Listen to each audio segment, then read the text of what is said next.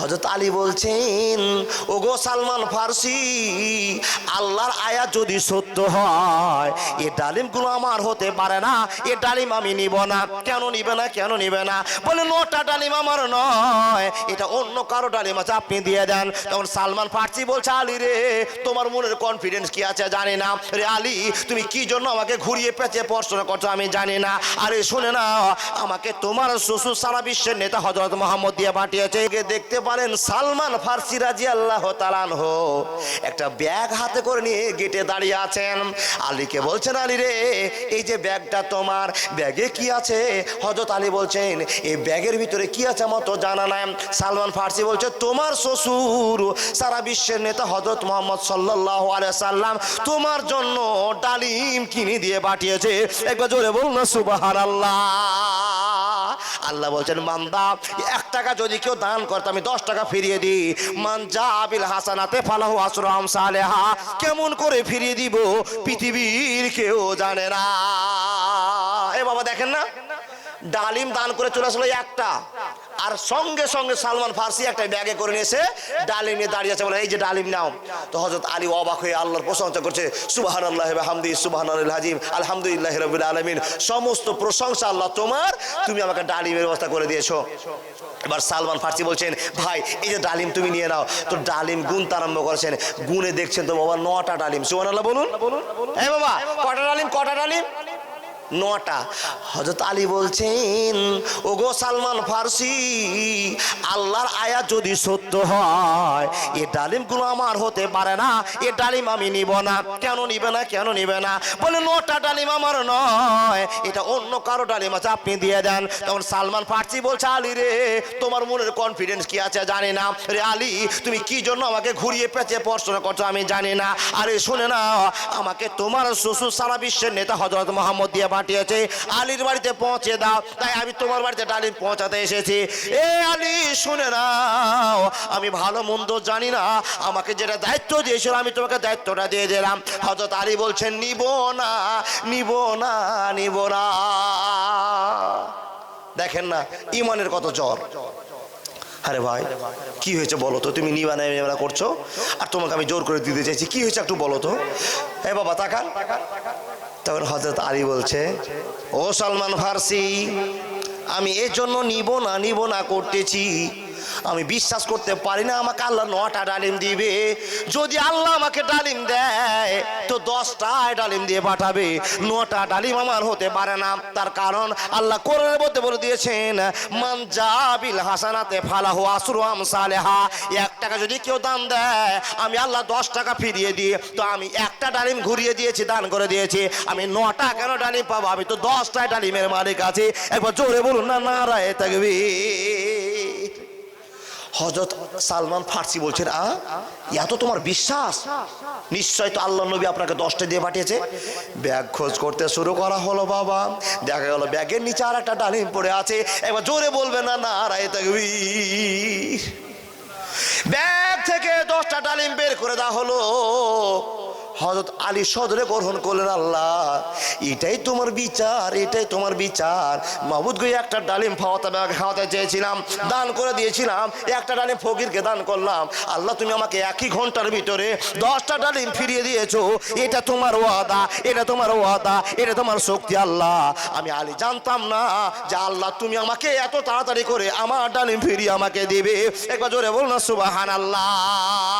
ভাই আপনি 5000 টাকা দিয়ে দিলেন আবুল কালাম সাহেব, আল্লাহ আপনাকে কোনখান থেকে 50,000 টাকা দিয়ে আপনি জানতেই পারবেন না। যদি জানতেন তো ব্যবসাতে পরিণত করে দিতেন। এই জন্য তো আপনাকে বলতে হয় দানের জন্য প্রতিযোগিতা করতে হয়।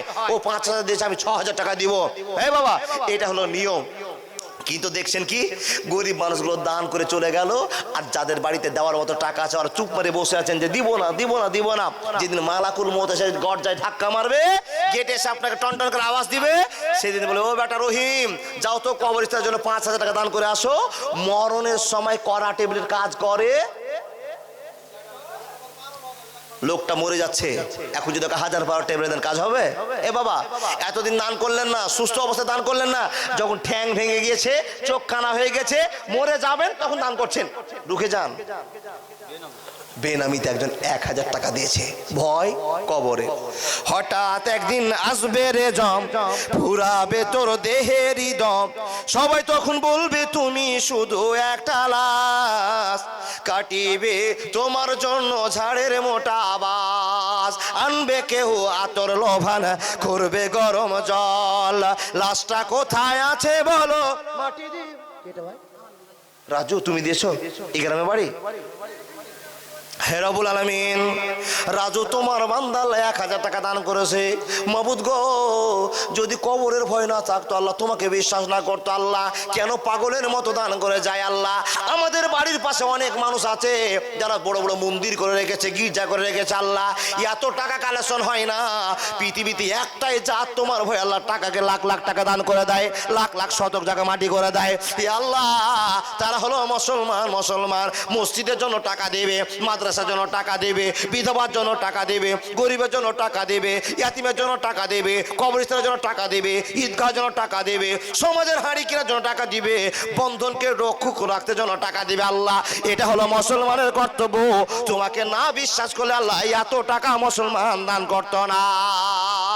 দেখুন না আমার মা বোনেরা কতটি টাকা দিয়ে পাঠিয়েছে। আল্লাহ তুমি কবুল করো।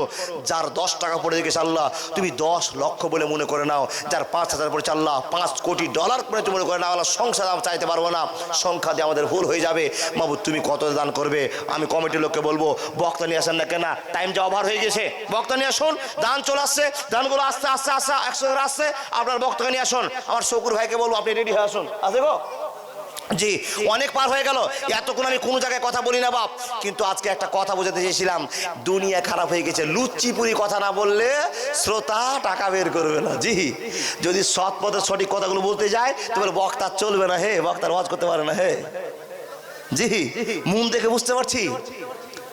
জি এই বাপ, খাঁটি কথা জীবনকে টাচ করতে পারে, ডুপ্লিকেট কথা শুনতে ভালো লাগে, টাচ করতে পারে না। আল্লাহ আছে, বুঝে নিয়েছেন যে আল্লাহ একজন আছে। জি, আল্লাহ যদি থেকে থাকে তো আপনার টাকার জন্য আল্লাহ অপেক্ষা করছে। আল্লাহর ভান্ডারে কম নেই, কিন্তু আপনার মনটা আল্লাহ পরীক্ষা করছে। আপনাকে কুরবানি করার অর্ডার দিয়েছে, কুরবানির গোশ আল্লাহ খায় খাই, আপনার বেটা, আপনার বেটি, আপনার নাতি, আপনার পুতির কিনে আগিন গিগিন করে কলিজা বোকার চাঁদ যা আছে সাদ করে আপনি খান, আল্লাহ আপনার খায়। শুধু আপনার মনটা দেখতে চাই, বান্দা তুমি আমার নামে ভালো কুরবানিটা করো কিনা, আমার নামে উৎসর্গ করতে পারো কিনা, এটা দেখতে চাই। তোমার মাংসর ভাগ তোমারই থেকে গেল, আমি তোমাকে দেখতে চাই শুধু আমাকে ভালোবাসো কিনা। আপনাকে আল্লাহ দেখতে চেয়েছে যে তুমি আমাকে ভালোবেসে 500 টাকা দিচ্ছ কিনা। হে বান্দা, এত বড় গ্যারান্টি দিলাম যে তোমাকে আমি 500 টাকার বদলে 5000 টাকা ফিরিয়ে দিব, তা আপনার মনটা নরম হয় না? আমার জন্য টাকা চাই না, একটা লোক দান করিয়েন না, দান করলে গুনাহ, দান করলে গুনাহ। বলে কেন বলেছে উল্টা কথা বলছেন? বলে হ্যাঁ, এত বুঝে টাওয়ার কি দরকার আছে? আপনার ইবাদতের জন্য আপনার দরকার, আমার কি দরকার আছে? আপনার কর্তব্য আছে লাখ টাকার মালিক 2500 টাকা বের করে দিয়ে দেওয়া। আপনার 5000 টাকা আছে, 5000-এর ভিতরে আল্লাহ নামে আল্লাহকে খুশি করার জন্য 1000 টাকা দিয়ে দেওয়া। আমি খেপার বেটা, খেপা কেন তো চেঁচাবো? কি বলেন আপনি? আপনি কি আমাকে একটা নেকি দিবেন?